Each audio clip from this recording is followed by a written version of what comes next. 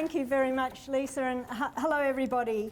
First of all, I'd like to acknowledge the traditional owners of this land, past and present, on which we're meeting, and acknowledge their ongoing custodianship of this land, and I very much look forward to our welcome, which will be happening soon. It's a pleasure to open this symposium, and it's a great opportunity to share research, practice and ideas and develop further opportunities for collaboration. The theme of this symposium, Innovation in Practice, reflects the need for innovation to respond to the challenges we face in the sector, particularly in an increasingly resource-poor environment. At this symposium, we'll showcase and discuss innovative and effective approaches to addressing increasing rates of sexually transmitted infections and bloodborne viruses in priority WA populations. We hope this will all help us to think differently about these issues and to make connections with others around these important issues. I'd also like to acknowledge and welcome our interstate speakers who've given up their time to speak at the symposium. And with the long travel required, it actually takes a lot more effort to come to and speak at a symposium in Perth than it would on the East Coast. So I really thank you for this commitment. The WA Sexual Health and Bloodborne Virus Applied Research and Evaluation Network, talk about national committees, otherwise known as SiREN, was established in May 2012. I just want to talk a little bit about SiREN now. Now, SiREN is a partnership between researchers, service providers and policy makers with the primary aim of facilitating and supporting research and evaluation activities in the WA sexual health and bloodborne virus sector.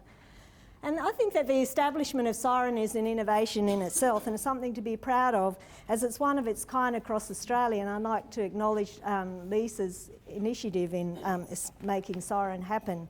And it's a great way of responding to some of WA's unique challenges through knowledge dissemination, training, toolkit resources and building linkages between policymakers, practitioners and researchers in WA nationally.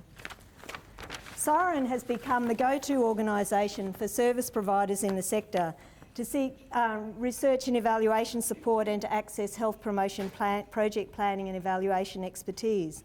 In this way, SiREN can complement the considerable knowledge and expertise of service providers to enhance the research and evaluation component of their work.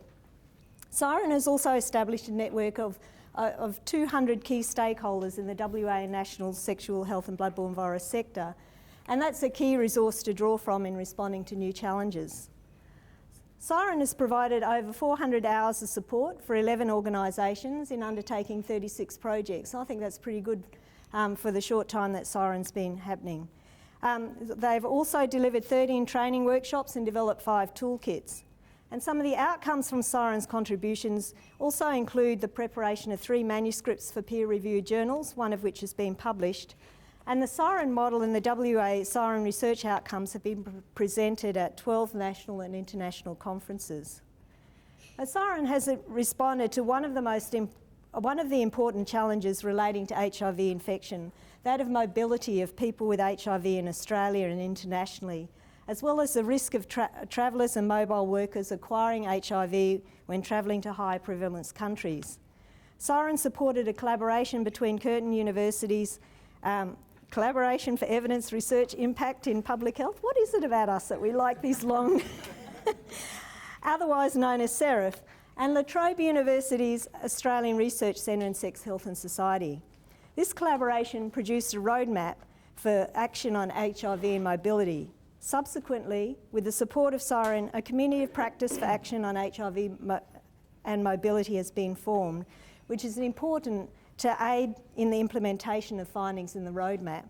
And an interim report card for action in this area, as recommended in the roadmap, has also been developed, highlighting areas for further work. This project is particularly important to Western Australia, given the high proportion of HIV infections that were acquired overseas, and the nature of the Western Australian workforce, with large numbers of men working long distances away from their families and loved ones, and the close proximity of Western Australia to some higher prevalence countries in the region. It's great that this work can also inform the response of these challenges elsewhere in Australia. So what are some of the other challenges for the sexual health and bloodborne virus sector over the next few years? There are many, but I'd like to talk about a few here. Firstly, the response to HIV in Australia has been notable by the partnership approach and a focus on addressing the marginalisation of at-risk populations. At the moment, increasingly socially conservative governments could threaten some of these successes. We need to be vigilant and proactive in this space. The purported need to review the Safe Schools Coalition program and the response of conservative politicians and the media to the review is one example of this. Apart from the fact that bullying and violence targeting gay and lesbian people is completely unacceptable, this marginalisation of gay and lesbian people is a really important outcome, is also an important contribution to reducing the social marginalisation of gay and lesbian people, a really important outcome for the prevention of HIV and STIs in this group. The defunding of the Queensland Association for Healthy Communities by the Queensland Government in 2012, which was a political decision against the advice of the department, is another example. Here, one of the stated reasons for defunding the organisation was that QAC had broadened its focus to encompass gay and lesbian health issues and factors associated with poorer health, such as marginalisation, again reflecting a highly conservative government's discomfort with addressing these important issues. These challenges point to the need to continually build and review the evidence in support of the work of the sector, not just the direct work of preventing STIs and bloodborne viruses, but also the critically important work of decreasing the marginalisation of affected populations and engaging with affected populations in a way that they can relate to. This also points to the importance of continual advocacy and relationship building with politicians and decision makers. Here again, evidence is important, but so are the relationships and the advocacy efforts, and these two go hand in hand. And I'd like to acknowledge Don Baxter from AFAO in this, because he was a real, or probably still is, a real master at those relationship building. Another important challenge is the ongoing syphilis outbreak in Northern Australia, which has resulted in 6 cases of congenital syphilis, each of which reflects a failure of public health. This outbreak is a challenge in itself and also reflects broader challenges of responding to the health needs of Aboriginal and Torres Strait Islander people and of providing services in remote communities. The high level of turnover of health staff in remote communities, the reduction in funding for health services in these communities, and changes in the structure of the sexual health program in Queensland are important contributing factors to this outbreak, which as yet is not under control. Given these constraints, we need to figure out how we're going to appropriately respond to sexually transmissible infections in remote communities and how we can put robust processes in place so that we can respond to this emergency and prevent similar outbreaks from happening again. A third important challenge is also an opportunity. The opportunity presented by the availability of new and more effective and less toxic hepatitis C treatments. This opportunity also presents a challenge of increasing the uptake of hepatitis C and hepatitis B treatments in order to realise the benefits of these treatments at a population level. By this I mean by decreasing rates of cirrhosis, liver transplants and death due to these bloodborne viruses. Currently, the uptake of both hepatitis B and hepatitis C treatments is poor. Increasing the uptake will require considerable effort and innovative approaches to ensuring that a higher proportion of people affected by these viruses have access to and take up treatment. There is an important equity question here as well. We need to make sure that this happens across the whole of the affected populations and not just those who already have good access to health services.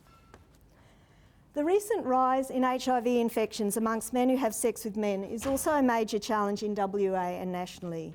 This rise is occurring in spite of ongoing efforts in health promotion and initiatives to increase testing and the early uptake of HIV treatments. The response to this rise will require efforts to increase the understanding about what is driving this increase and how we can respond in a way that will be effective in a changing cultural and social environment. All of these challenges are one to which innovation, research and evaluation will be key. So there's much to talk about, much to learn and much to do.